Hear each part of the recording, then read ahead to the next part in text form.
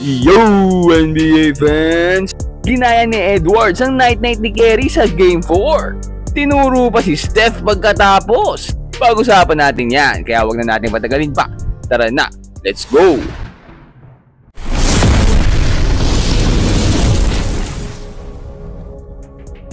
Good start para dito sa Warriors. Una pa lang ay umaatake na si Draymond sa opensa. Isang floater at isang tres nga agad ng binigay. Maganda ring sign to dahil una pa lang nakascore na itong si Podziemski na 1 out of 10 ng field goal last game. Dito nga nakadalawang 2-pointer agad siya. Pero maaga naman nag-init dito si Julius Randle. Nakakuha nga agad to ng 10 points unang quarter pa lang. So far, sobrang consistent ang laro nitong si Randle, lalo na nung nag-playoffs. Parang sinasabihan ni Kobe na pagandang fadeaway nga dito gagawin niya. At dito bubukol pa ng 3. Dahil nga dyan makakakuha ng early lead ng Timberwolves.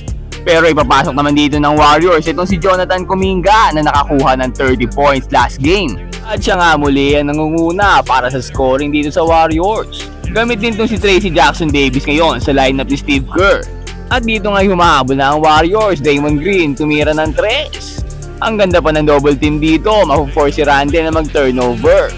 Napigil ang init ng shooting. At eto na si Kuminga, nice pass kay GP2 sa corner for the 3. Same move pero this time atake sa basket. At ito titiraan si Gobert sa mukha, nice step back. Panisa naman ang big man. At muling babanat ang Wolves sa pagpasok ni Nasrid. Kahit tingin ko parang travel yung galaw, 3 steps na eh. Pero sino ba ako? Hindi naman ako referee, hindi rin naman ako si Edwards. Napakagandang step back niya, hindi ko kaya yun. Dito last 4 seconds pinasok si Green for defensive purposes pero wala lang din daw yan, sabi ni Walker. Pinani si Draymond. Last second shot para sa Warriors, DB2 kukuha ng bola, ibibitaway, nako. Sayang niluwa, pero okay lang dahil lamang pa rin sila pagtapos ng first quarter. Kaso lang start ng second quarter ay papaulanan sila ng Wolves. Magkakasunod na bomba binitawan. Nagpakawala ng ilang tres. Ang bilis na baliktad agad ang laro. At bubukol pa nga ng isa itong si Randle. Talagang mainit sa game na to. Nagyabang pa nga. Babawi naman ng 3 Hill. Dito ma-ankle breaker si Mike Conley. Easy wide open 3. At ito na si Jimmy Butler. Habit mode.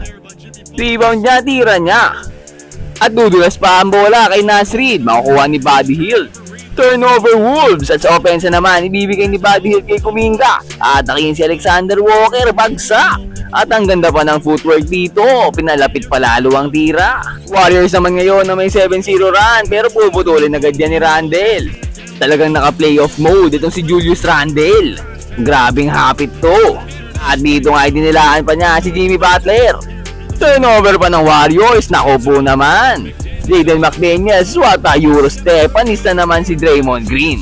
Mapapatawag ng timeout si Coach Kerr, 7 kalamangan. Pero dito pagbalik mukhang aggressive na si Jimmy Butler.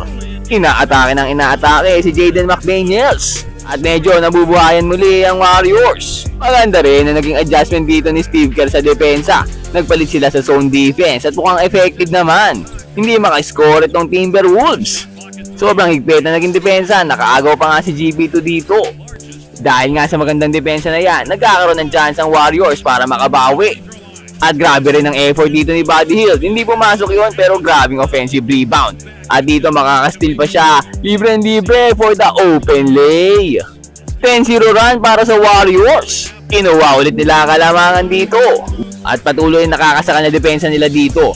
After nga nilang lumipat ng zone defense ay hindi na nakascore ng si Julius Randle. Nabigla ata at nahirapan.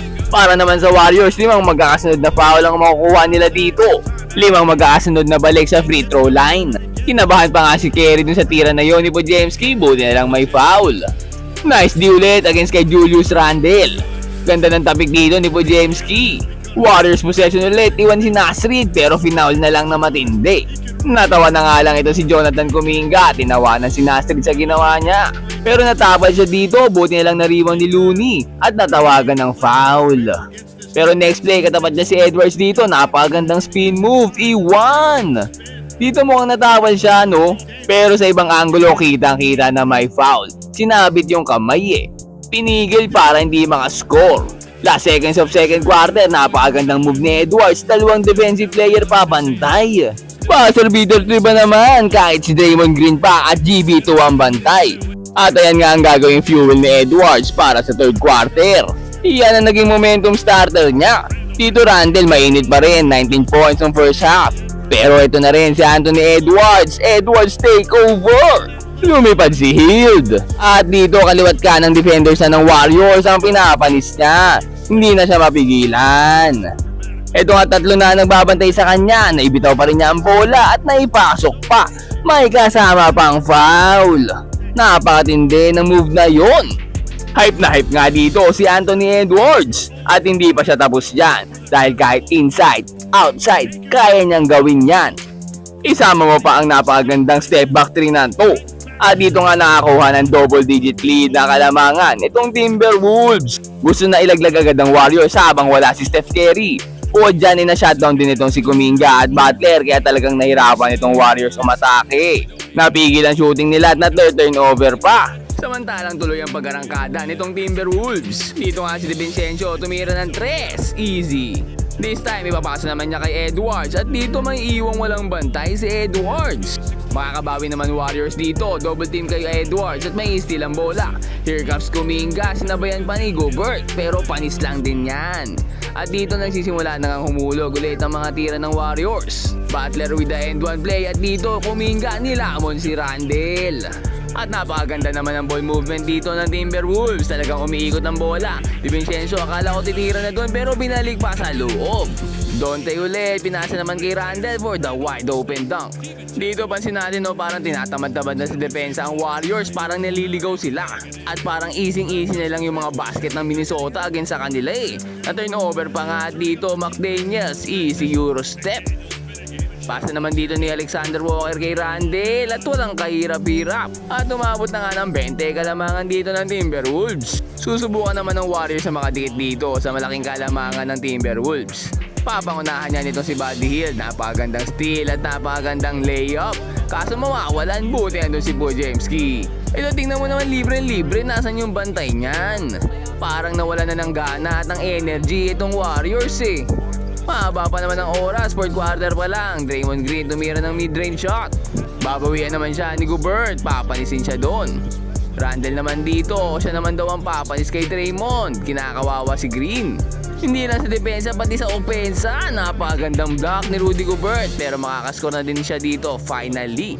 21 point game pa rin tayo. Pinasok na dito ang second unit ng Warriors. Malupit tong second unit na to Kung maaalala nyo nga sa first round kung saan tinambakan din sila ng Rockets. After ipasok ng second unit nila talaga namang napakalupit kasi nakabawi pa sila.